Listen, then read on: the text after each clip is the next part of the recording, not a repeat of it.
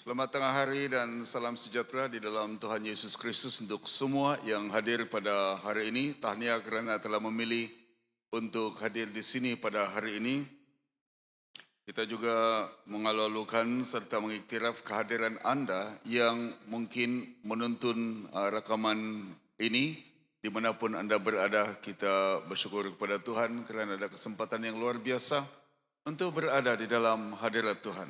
Hari ini adalah minggu pertama bagi kita untuk di separuh masa yang kedua, 6 bulan terakhir di tahun 2025. 6 bulan telah berlalu dan 6 bulan akan datang kita akan lalui sekali lagi bersama-sama. Dan sempena dengan 6 bulan yang kedua ini kita memperkenalkan tema khotbah yang baru atau siri khotbah yang baru selama 3 bulan daripada hari ini sampai ke hujung bulan September yang diberi nama Adakah Seluruh Hidupmu di atas Mezbah ataupun telah diletakkan di atas mezbah.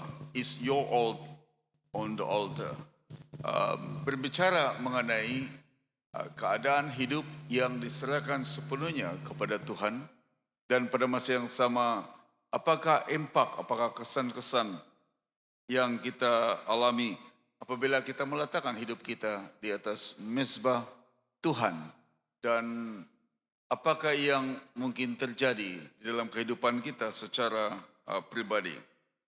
Kita ada mezbah Nuh, kita ada mezbah Abraham, mezbah Ishak, Yakub dan juga mezbah-mezbah yang pada akhirnya kita akan belajar tentang mezbah keluarga pada bulan September. Mengapa kita telah memilih untuk menggunakan mezbah sebagai tema kita untuk 3 bulan yang akan datang ini?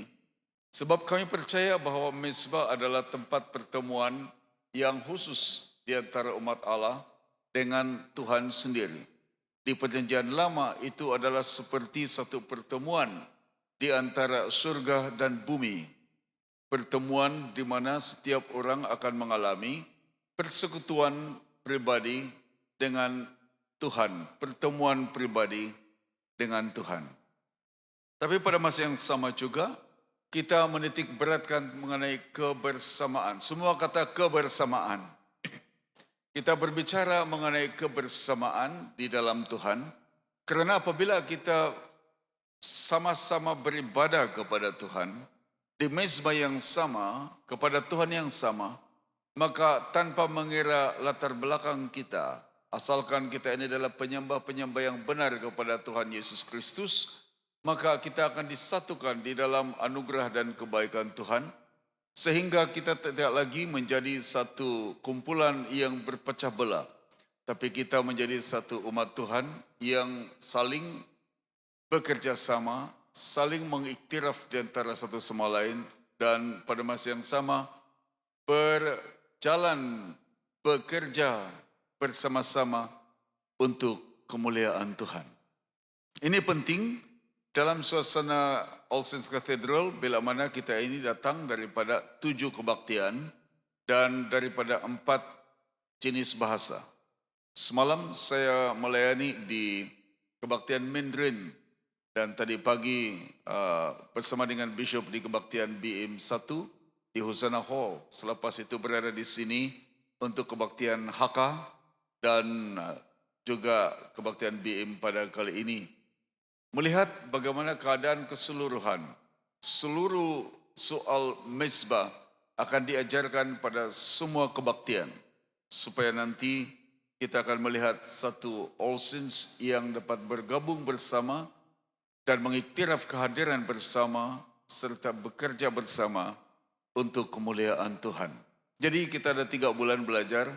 Saya harap bulan Oktober kita akan belajar mengenai penyembuhan dalaman, supaya nanti waktu kita merayakan ulang tahun All Saints pada tahun ini itu lebih bererti kerana ada kebersamaan, dan nanti pada hujung tahun ini sempadan dengan Christmas Eve atau kebaktian perhimpunan Christmas pada 24 hari bulan Desember, sekali lagi kita akan berkumpul bersama untuk dari 7 kebaktian untuk berkumpul di satu tempat, di salah satu kemudahan umum atau awam di Kota Kinabalu. Kita tidak lagi berkumpul seperti tahun lalu di kawasan gereja. Kita akan berada di satu diwan di bahagian di bandar ini ataupun tempat lain. Yang penting dapat menggabungkan semua English, Cina, BIM dan Filipino dalam satu perayaan Christmas yang dipanggil Eve 25. Dan ini adalah satu usaha kita untuk dapat bersatu, bergabung bersama-sama di dalam hadirat Tuhan. Tapi harus bermula daripada mezbah yang sama. Supaya pada akhirnya kita akan melihat Tuhan yang sama, penyembahan bersama-sama, dan kebersamaan dengan satu dengan yang lain. Jadi apa yang saya akan lakukan pada hari ini atau kongsikan pada hari ini adalah sebagian daripada hanya pendahuluan daripada semua siri ini. Supaya nanti para hamba Tuhan selanjutnya akan mengungsikan lebih dalam lagi mengenai jenis-jenis mezbah pada masa akan datang. Jadi hari ini kita ingin melihat mezbah No terlebih dahulu. Dalam konteks budaya baru selepas air bah telah surut dan mereka hidup dalam satu gaya hidup yang baru dengan mezbah yang baru di hadapan Tuhan. Saya perlu bertanya kepada Anda mengenai bagaimana pengalaman 6 bulan pertama Anda di tahun 2025. Apakah ada pengalaman-pengalaman baru, peningkatan-peningkatan yang baru, dan sama seperti permainan bola sepak. Selepas masa pertama berlalu atau tamat, biasanya jurulatih akan melihat keadaan-keadaan tertentu di mana kelemahan dan kekuatan bukan saja pihak sendiri atau pasukan sendiri, tapi juga pihak lawan yang boleh digunapakai untuk memenangi suatu pertandingan. Sebab itu dalam masa yang sangat singkat di rehat separuh masa itu adalah suatu waktu yang sangat genting, sangat krusial untuk setiap orang, setiap pemain yang terlibat. Supaya nanti di masa yang kedua selanjutnya akan terjadi beberapa perubahan, akan terjadi beberapa suntikan baru untuk meneruskan permainan yang sepatutnya. Jadi separuh masa setiap permainan itu adalah waktu yang sangat genting. 6 bulan kedua tahun ini juga adalah suatu yang sangat penting untuk kita, untuk perhatikan walaupun menghadapi cabaran-cabaran yang luar biasa. Bagaimana kita menghadapinya untuk 6 bulan yang kedua ini, kita akan kongsikan sebagaimana No sendiri telah menghadapi budaya baru yang dia telah lalui bersama dengan keluarga. Tapi sebelum itu, kita mau melihat statistik kita. Di 6 bulan yang pertama dari segi kehadiran di bagian BM, secara menyeluruh 6 bulan pertama dibandingkan dengan 6 bulan pertama tahun lalu, memang ada peningkatan. 6 bulan pertama tahun lalu 1480, tapi tahun ini 1517. Sementara BM pada 6 bulan pertama tahun lalu 726, tetapi 6 bulan pertama tahun ini 756. Itu berarti ada 30 orang baru. Kanak-kanak juga ada kanak-kanak di sekolah minggu daripada 160 menjadi 176. Bermaksud ada 16 orang baru kanak-kanak dan pemuda-pemudi daripada 77 orang perantau kehadiran. Kita ada 100 orang yang di tahun 2025 6 bulan pertama. Bermaksud bahwa pasti ada kesan daripada apa yang telah dilakukan. Apakah itu melalui kelompok-kelompok kecil ataupun persekutuan-persekutuan yang telah pun dilaksanakan, atau pendekatan-pendekatan tertentu yang telah dilakukan 6 bulan pertama tahun lalu berbanding dengan 6 bulan pertama pada tahun ini. Anda boleh perhatikan bagaimana kesan daripada tindakan-tindakan yang dilakukan, pelayanan-pelayanan yang juga melibatkan Anda. Misalnya pelayanan kanak-kanak. Memang dia ada seorang ketua, ada satu pasukan, tetapi dia punya tim, volunteer atau orang yang sukarela melayani bersama lebih daripada 40 orang. Dan mereka ini terlibat dalam usaha untuk meneruskan pelayanan yang ada. Ada yang tidak kelihatan seperti driver. Saya dipahamkan hari ini drivernya tidak available dan orang lain harus mengambil alih misalnya. Itu menunjukkan bahwa ada keperluan dalam pelayanan yang kita perhatikan. Itu kanak-kanak. Bagaimana dengan pemuda-pemudi? Kita dikenali karena ada jumlah yang memang agak besar. Bila kita pergi join atau ikut persekutuan muda-mudi yang lain di gereja KK, biasanya kita punya pemuda-pemudi adalah satu dalam jumlah bilangan yang agak besar, 60-70 orang untuk pergi di tempat yang lain. Seperti di Good Sam dengan Ignite dan juga persekutuan muda-mudi belia di Kota Kinabalu yang baru-baru ini diadakan di Manggatal. Kita ada kelompok yang besar untuk dihantar bersama-sama. Bagaimanapun juga kita perlu memberkati bahasa-bahasa lain. Sebab itu nanti dalam pengumuman selepas ini akan ada satu video yang akan ditayangkan kepada kita dan menunjukkan satu kegiatan baru, yaitu dipanggil Youth Niti, atau setiap anggota muda-mudi di seluruh kawasan All Saints English Cina BM Filipino akan bergabung dalam satu pertemuan yang berlangsung nanti pada 19 hari bulan Julai. Saudara-saudari, mengapa kita perlu lakukan demikian? Sebab kita mau melihat ada kesatuan yang lebih nyata, dan karena bila kesatuan itu benar-benar terjadi dalam sebuah gereja, kesatuan adalah satu kelayakan. Ada banyak kelayakan untuk Tuhan menyatakan kemuliaannya. Dan bila kesatuan itu kelihatan, maka terjadi penyataan besar mengenai kemuliaan Tuhan.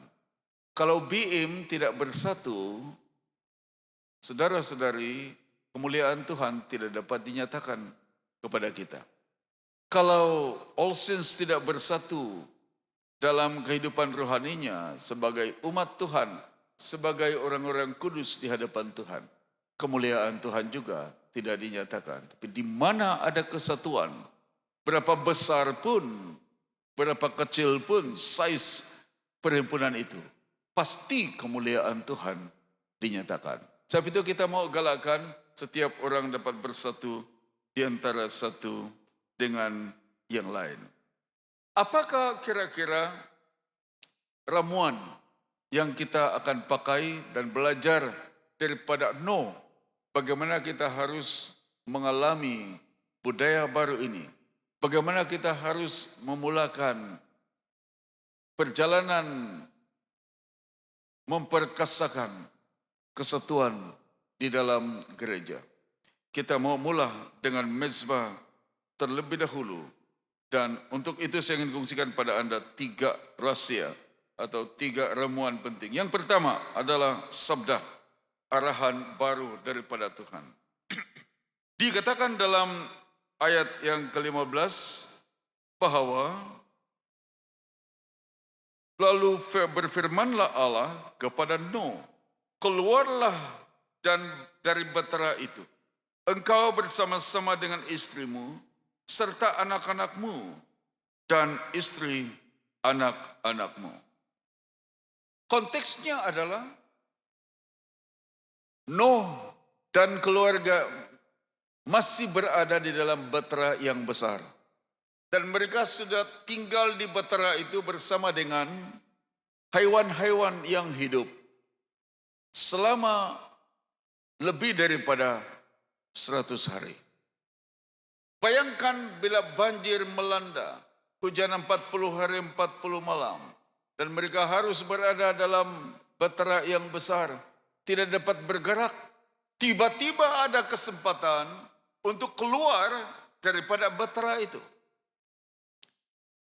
Saya tidak ada pengalaman berada dalam kapal yang begitu lama. Kapal laut. Adapun pergi memancing 4 jam dari sini, pergi ke kapal dari laut dalam, itu pun mabuk laut. Tetapi saya pernah menaiki pesawat lebih daripada 10 jam. Dari KL pergi London 13 jam 20 menit dan baru-baru saja dalam study tour daripada Turki, Istanbul, balik ke Singapura dan sampai di sini lebih daripada 10 jam. Itu sudah cukup membosankan. Saya masih ingat balik daripada Addis Ababa pergi ke Kuala Lumpur. Kami sampai duduk dekat tandas, tidak tahan duduk di tempat duduk kapal terbang. Mengapa? Sebab membosankan. Tetapi ini kita melihat lebih daripada 100 hari. Nuh dan keluarga ada di situ. Bila mereka sudah mengalami dan melalui satu keadaan di mana bahtera itu sudah berada di tempat yang kering dan mereka sepatutnya boleh suka-suka keluar. Mereka tidak keluar suka-suka sebelum mendapat arahan daripada Tuhan. Saudara, walaupun bosan dalam bahtera, tapi mereka masih menunggu arahan selanjutnya untuk keluar. Bermaksud bahwa bila Tuhan kata keluarlah, maka itulah suara yang mereka dengar. Kita sudah melalui 6 bulan pertama tahun ini. Ada banyak perkara-perkara yang mungkin telah kita lalui seperti Nuh. Tetapi untuk masuk kepada 6 bulan pertama selanjutnya, kita perlu mendengar suara Tuhan. Kita perlu mendengar firman Tuhan. Kita perlu mengikuti dan mentaati sabda Tuhan untuk meneruskan kehidupan yang ada.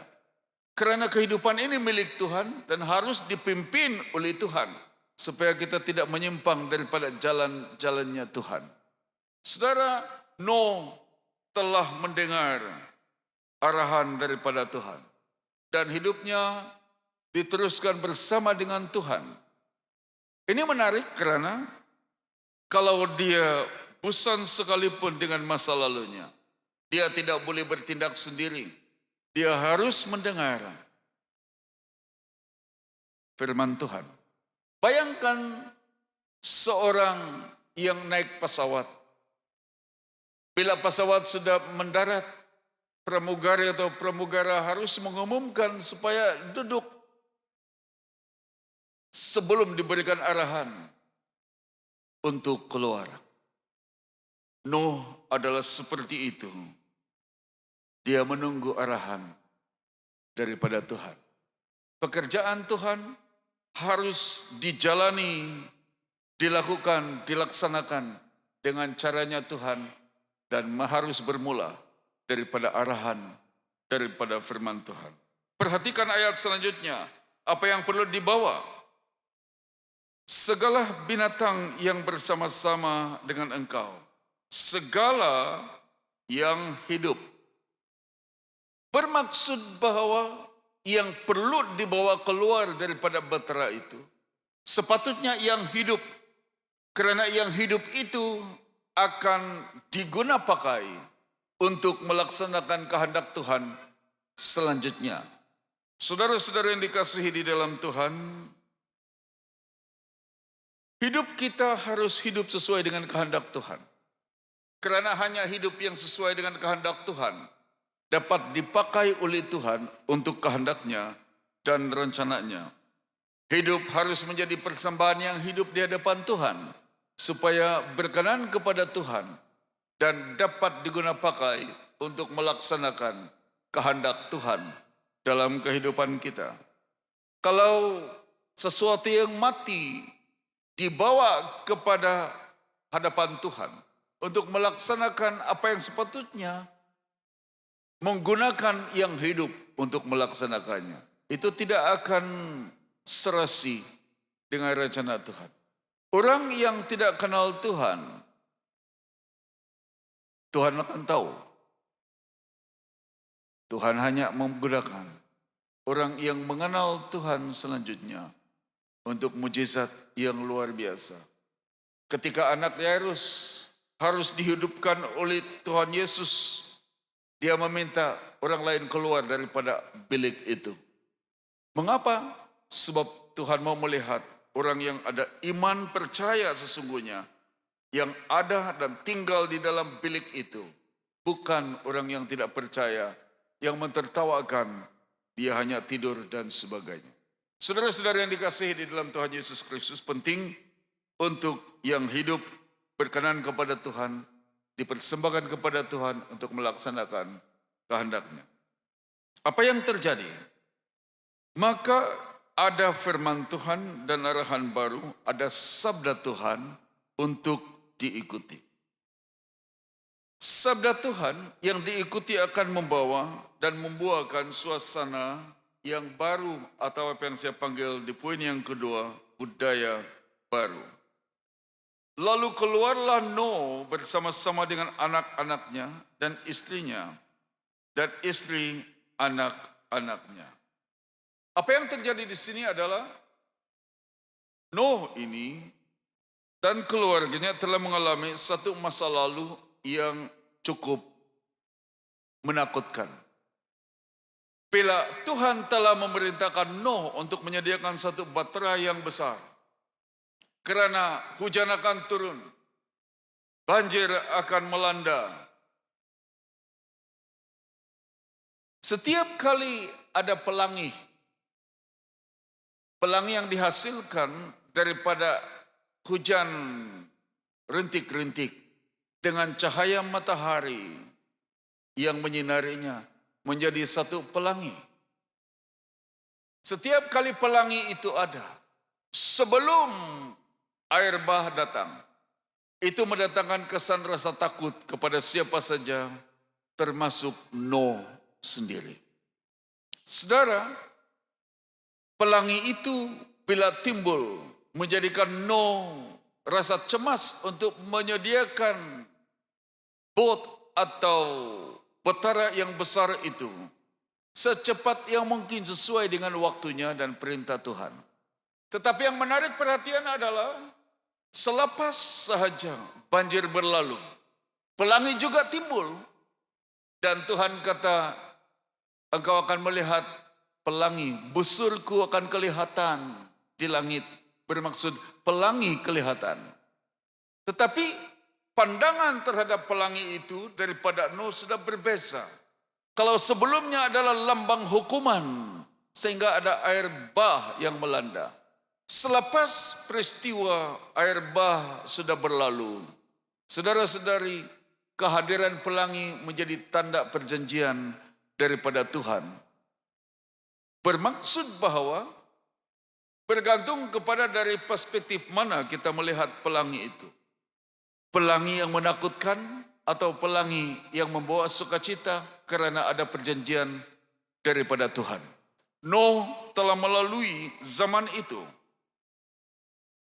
Bila dia keluar dalam ayat 18, Nuh keluar bersama dengan keluarganya. Tiba-tiba ada satu gaya hidup yang baru, cara hidup yang baru, budaya yang baru, yang belum pernah ada sebelumnya, karena yang lama sudah berlalu, sudah dihukum, sudah di wipe out, dibersihkan sama sekali. Sehingga Nuh harus melalui satu zaman yang baru. Dan bila dia keluar berhadapan dengan masa hadapan yang baru, itu suatu cabaran yang baru untuk Nuh sekeluarga. Apakah perkara pertama yang mereka telah lalui, yang mereka telah buat selepas keluar daripada bahtera itu? Saudara, Nuh tidak perlu menunggu sampai keadaannya semua baik, kehidupannya semua baik, untuk membangun mezbah selepas banjir. Dia memberikan keutamaan kepada Tuhan. Dia mendirikan mezbah terlebih dahulu. Saya sering kali dihubungi oleh anak-anak muda yang pergi berpindah di tempat baru atau bersekolah. Beberapa tahun lalu ada seorang arsitek melanjutkan pelajarannya di Kuala Lumpur.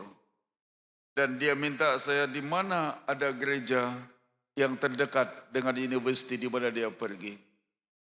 Pangkat cucu saya melanjutkan pelajaran sebagai seorang peguam di England dan dia mencari di mana ada gereja. Pasti saya hubungkan dengan kawan saya yang juga ditabiskan di sini dan melayani di England. Dan mereka ada kesempatan. Ada beberapa penuntut IPG, Gaya, yang datang dari Lahadatu. Dan mereka berhubung dengan kita di mana tempat ada gereja yang dekat. Ada juga baru tadi pagi, kawan yang menghantar anaknya di Matrix Labuan. Dan saya terus hubungi Reverend Nixon di Labuan. Karena mereka bertanya, jam berapa kebaktian BIM di Holy Savior Labuan. Kita bertemu dengan orang-orang seperti begini yang pastinya akan memberi kita kesempatan untuk membimbing. Bila mereka pergi di satu tempat, misalnya di Kuching, saya akan hubungi kawan saya, kalau ada para penuntut dari sini karena bertanya, di mana gereja yang berdekatan. Saya bersyukur karena kumpulan-kumpulan seperti begini selalu bertanya, di mana gereja yang berdekatan? Saudara-saudara yang dikasihi di dalam Tuhan. Mereka tidak bertanya, di mana McD yang berdekatan? Di mana KFC yang berdekatan? Tidak.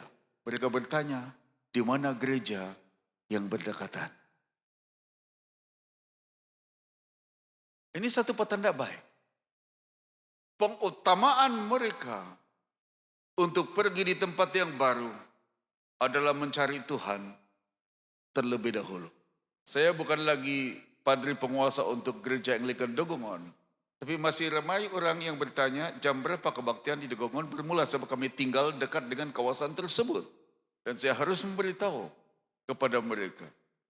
Mereka baru kerja, mereka baru berpindah, dan mereka bertanya di mana kebaktian diadakan.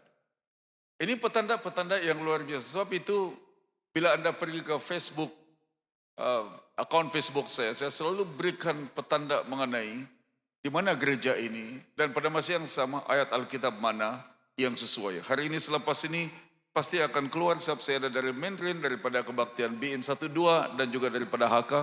Pasti ada petanda-petanda baru untuk kita perhatikan. Mengapa? Sebab bila ramai orang berada di budaya yang baru, tempat yang baru, suasana yang baru, mereka harus dibimbing keutamaan apa yang mereka harus ada. Nuh telah memberikan pengutamaan yang betul. Membina mezbah, membangun tempat ibadah, bukan saja untuk dia, tapi keluarganya dalam konteks budaya baru selepas air bah telah surut.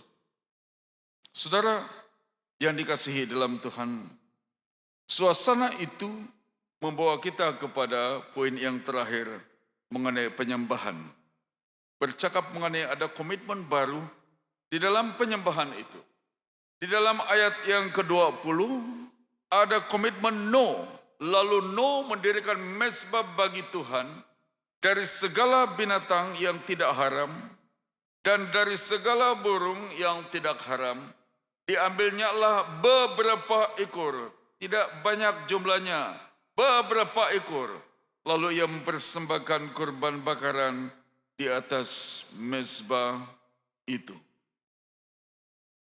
Nuh ada komitmen yang penting.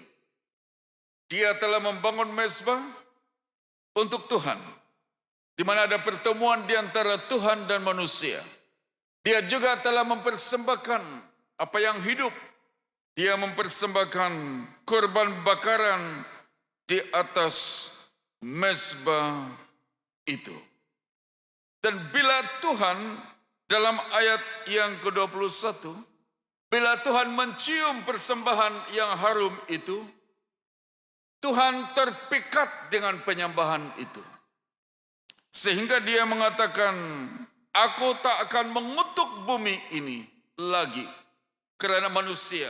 Sekalipun yang ditimbulkan di hatinya adalah jahat dari sejak kecilnya. Dan aku tak akan membinasakan lagi segala yang hidup seperti yang telah kulakukan. Mengapa Tuhan terpikat, hatinya terpaut dan merasa senang hati dengan persembahan yang telah dipersembahkan oleh Nuh? Sebab yang pertama ada keutamaan. Yang penting mengutamakan Tuhan dalam segala perkara. Yang kedua adalah juga persembahan itu sendiri adalah persembahan yang terbakar keseluruhannya. Kalau Anda pergi Sinalau Bakas, aku tahu orang ada mengalir air liur, malumlah masa untuk makan sekarang. Sebut Sinalau Bakas semua ingat 3 layers. Berilah saya satu daging 3 layers di hadapan. Kalau tidak dibakar sepenuhnya, aromanya tidak akan keluar. Hanya apabila kena panggang bagus-bagus, terbakar bagus-bagus, baru ada baunya yang luar biasa. Harum yang luar biasa, yang menimbulkan selera untuk makan, walaupun mahal barangkali.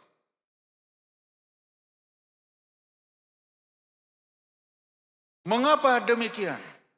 Kalau ada satu daging yang dibeli walaupun 3 layers dengan daging yang dibakar 3 layers, mana yang lebih menarik perhatian? Bukan daging yang akan bau karena tidak terbakar, tapi daging yang telah terbakar sepenuhnya. Persembahan yang terbakar sepenuhnya menarik perhatian hati Tuhan. Penyembahan yang sepenuhnya dilakukan untuk Tuhan, berkenan kepada Tuhan. Termasuk ibadah pada hari ini. Tuhan boleh mengesan ada bau-bau rohaninya atau sebaliknya. Awal pagi tadi saya bangun lebih awal. Seorang pemain gitar di worship team yang lain jauh dari sini telah mengirim komen kepada saya dan menceritakan pengalamannya. Karena saya juga berkongsi kepada beliau. Saya katakan bahwa kadang-kadang ibadah kita ada banyak pertunjukan. Ibadah kita ada banyak yang tidak berkenan kepada Tuhan. Pergi saja kepada latihan PNP. Lebih banyak digunakan pakai waktunya untuk skill. Sedangkan ibadah itu adalah menuntut tubuh, jiwa, dan roh. Bukan sekadar kemahiran, tapi roh kita harus dilatih untuk menyembah Tuhan. Sehingga kadang-kadang tidak tahu di sini, tetapi di tempat-tempat yang pernah kami lalui, di tempat yang berbeza, latihan pujian penyembahan tidak lebih daripada latihan musik. Bukan penyembahan kepada Tuhan. Apakah Tuhan terpikat dengan hanya kemahiran musik? Atau Tuhan terpikat dengan hati yang menyembah? Sebab dalam Yohanes pasal 4 ayat 23-24, Tuhan mencari penyembah, bukan penyembahan. Sebab itu penting untuk memberi yang terbaik kepada Tuhan. Harus terbakar semuanya. Hanya bila ada kejadian yang demikian, hidup yang telah dipersembahkan di atas mezbah sepenuhnya terbakar bagi Tuhan oleh rohnya, maka aroma akan dicium oleh Tuhan. Ibadah kita akan berkenan kepada Tuhan. Dan bila ibadah kita berkenan kepada Tuhan, kemuliaan Tuhan akan turun ke tempat itu. Saudara yang dikasihi di dalam Tuhan, soalannya adalah apakah ibadah kita, baik pribadi maupun di muka umum, berkenan kepada Tuhan atau tidak. 3-4 hari yang lalu, saya diingatkan dalam renungan pribadi mengenai Kain dan Habel. Bagaimana Dara adiknya berseru dari tanah itu. Bermaksud bahwa bukan saja dia mempersembahkan persembahan yang berkenan kepada Tuhan. Yang mempersembahkan itu sendiri menjadi persembahan yang berseru kepada Tuhan. Tidak cukup hanya untuk mempersembahkan persembahan kepada Tuhan. Kita sendiri harus menjadi persembahan kepada Tuhan. 6 bulan kedua tahun ini, kita memerlukan kebenaran yang demikian. Kita harus ada sabda daripada Tuhan. Kita harus ada suasana budaya baru di dalam Tuhan. Dan kita harus ada penyembahan yang punya komitmen besar di hadapan Tuhan. Sebab itu Tuhan mengatakan dalam ayat 22, selama bumi masih ada, tak akan berhenti-henti musim menabur dan menuai, dingin dan panas, kemarau dan hujan, siang dan malam. Menunjukkan bahwa bila ibadah kita itu, mezbah telah didirikan sebagaimana Tuhan kehendaki. Berkat-berkat Tuhan, kemuliaan Tuhan akan dinyatakan. Bukan saja untuk kita, tapi juga untuk orang di sekitar kita. Saya berdoa supaya sementara kita mempelajari mezbah dalam masa 3 bulan ini, bukan sahaja ada pengetahuan, tetapi juga pada akhirnya hidup kita sendiri dibawa dan dipersembahkan di atas mezbah sebagai persembahan yang hidup, baik secara pribadi maupun sebagai satu jemaat di hadapan Tuhan. Dan dengan demikian, maka kesatuan akan berlaku pada masa yang sama. Kemuliaan Tuhan dan berkat-berkat Tuhan akan dicurahkan. Mari kita berdoa. Bapa di surga, kami bersyukur kerana barang siapa yang ada di dalam Kristus Yesus, kami akan menjadi ciptaan yang baru. Yang lama sudah berlalu dan sesungguhnya yang baru sudah datang. Kami berdoa supaya dalam siri pengajaran ini Engkau akan terus berbicara kepada kami satu persatu. Supaya di dalamnya nama Tuhan ditinggikan dan dimuliakan. Ketika Yesus mempersembahkan seluruh hidupnya sebagai contoh dan teladan bagi kami dalam ibadah. Kami berdoa supaya kami juga seperti Yesus memberikan seluruh hidup kami untuk kemuliaan Tuhan. Dalam nama Tuhan Yesus Kristus kami berdoa. Amin.